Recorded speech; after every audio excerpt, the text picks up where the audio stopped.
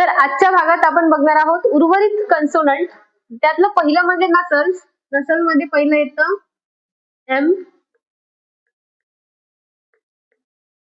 हा हॉरिझॉन्टल, हा असा काढला जातो. नंतर एन, याला आपण न सुद्धा म्हणतो, आणि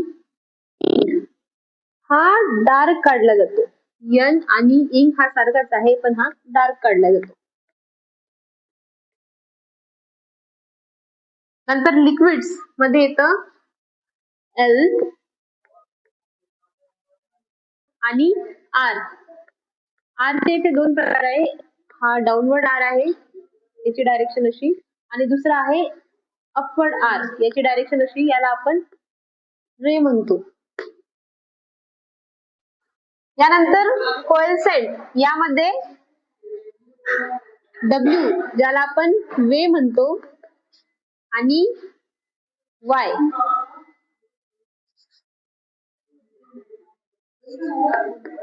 ज्याला आपण य प्रोनाउन्स करतो. यानंतर ऍस्पिरंट, यामध्ये फक्त यच येतो, पण यचचे दोन फॉर्म आहे, एक अपवर्ड यच आणि एक डाऊनवर्ड यच. मोस्टली आपण अपवर्ड यच चा वापर करतो. तर नसल्स मध्ये एम, एन, इंग याचा समावेश होतो.